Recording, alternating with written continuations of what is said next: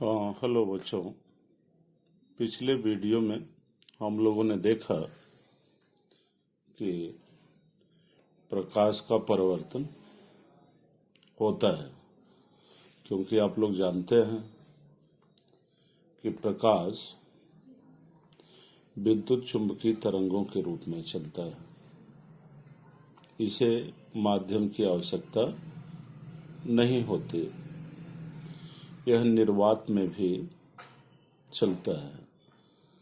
आप लोग जानते होंगे कि निर्वात में प्रकाश की चाल 3 × 10⁸ मीटर पर सेकंड है। इसका प्रकृति में यह सबसे उच्चतम चाल है। तरंग दैर्घ्य और आवृत्ति का गुणनफल ही प्रकाश का वेग कहलाता है। किसी पदार्थिक माध्यम में प्रकाश के रंग का निर्धारण उसकी आवृत्ति से होता है, तरंग दैर्घ्य से नहीं। जैसे कुछ द्रवों, ठोसों से यह होकर भी गुजर जाता है। जैसे इस आधार पर हम उन पदार्थों को पारदर्शी यानी ट्रांसपेरेंट, अपारदर्शी, आपेक, पारभासक, ट्रांसलूसेंट कहते हैं। अब पारदर्शी पदार्थ कौन कौन है? जैसे जल, कांच, ग्लिसरीन। अपारदर्शी जैसे लकड़ी, धातुएं, पत्थर, सीमेंट।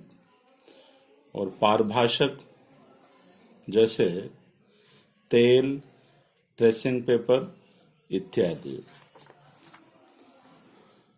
प्रकाश का संचरण एक सरल रेखा में होता है। प्रकाश की किरण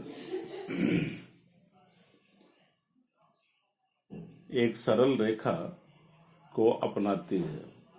इसे तीर से डिनोट करते हैं। जब ये समूह में चलती है सरल रेखा में, या अपसारी होती है या अभिसारी होती है। मुख्यतः 3 रूप देखने को मिलते हैं। इन्हें किरण पुंज कहते हैं।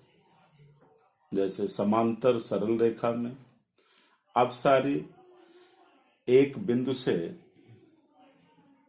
दूर तक फैलती है, यानी लाइट का सोर्स जो होता है। अभिसारी में सभी प्रकाश सकेंद्रित होते हैं। जैसे आप जानते होंगे उत्तल लेंस में प्रकाश फैलता है नहीं? क्या सच है? आप भी लोग विचार कीजिए। उत्तल लेंस में प्रकाश क्या होता है? अभिसारी। और अवतल लेंस में अपसारी। ठीक उसी तरह कुछ प्रकाशिक उपकरणों के माध्यम से प्रकाश के रास्ते को मोड़ दिया जाता है। तो आज हम लोग परावर्तन देखेंगे कि प्रकाश का परावर्तन जैसे कुछ प्रकाशिक उपकरण हैं, समतल दर्पण, उत्तल दर्पण और अवतल दर्पण के माध्यम से इस नियम की पुष्टि करेंगे। जैसे देखिए यहाँ है प्रकाश का परावर्तन, रिफ्लेक्शन ऑफ लाइट। सर्वप्रथम एक समतल दर्पण, प्लेन मिरर ले लेते हैं। जैसा कि आप उपयुक्त चित्र में देख रहे हैं कि जो ओयन है, ओयन अभिलंब है। अभिलंब इसको नॉर्मल कहते हैं। AB आपतित किरण है आपतित किरण, इंसिडेंट रेज, ओबी परावर्तित किरण,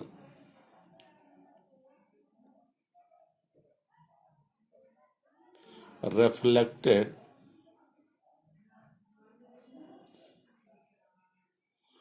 रेज, और ये आपका है समतल दर्पण, प्लेन मिरर,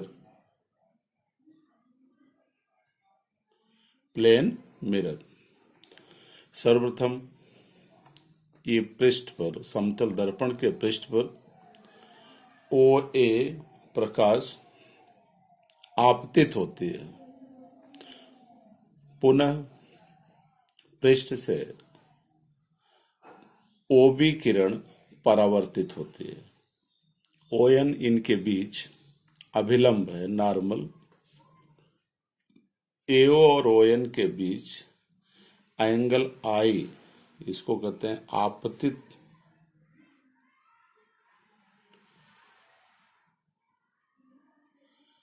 या आपतन कोण।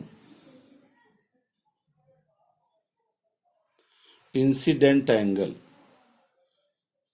इंसिडेंट एंगल, और ओएन और ओबी के बीच एंगल आर, इसे परावर्तित कोण कहते हैं या परावर्तन कोण, रिफ्लेक्टेड एंगल, रिफ्लेक्टेड एंगल, परावर्तन कोण। परावर्तन की क्रिया में दोनों कोण आई और आर बराबर होते हैं। अभी आगे चल के क्लियर करेंगे कि इसे स्नेल के नाम से भी जानते हैं। वैसे इसके दो नियम हैं। पहला नियम है आपतित किरण, परावर्तित किरण तथा आपतन बिंदु पर अभिलंब तीनों एक ही तल में होते हैं। अगर आपको नोट करना है, परावर्तन के नियम, लॉ ऑफ रिफ्लेक्शन, तो परावर्तन के मुख्यतः दो नियम होते हैं। पहला है आपतित किरण, परावर्तित किरण और आपतन बिंदु पर अभिलंब, और आपतन बिंदु पर अभिलंब तीनों एक ही तल में होते हैं। दूसरा नियम है आपतन कोण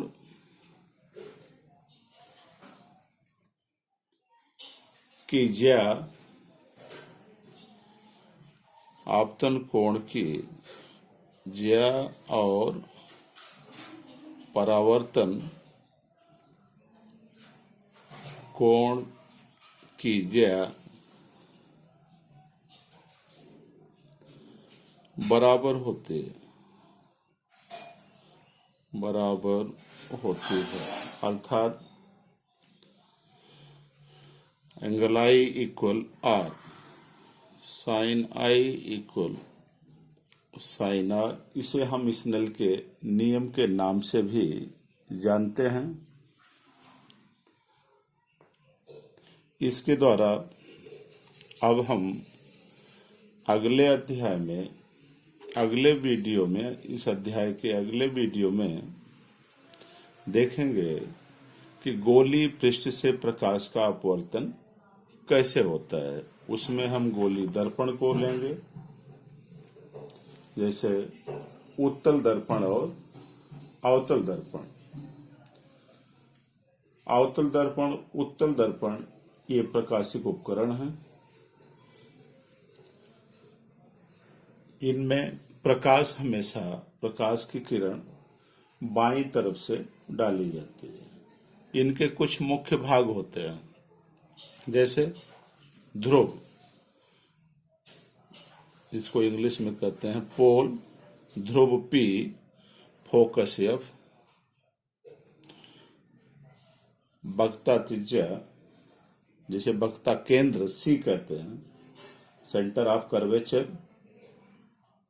और सी और पी के बीच की दूरी को रेडियस ऑफ कर्वेचर, वक्रता त्रिज्या कहते हैं। इसे कैपिटल आर से दर्शाते हैं।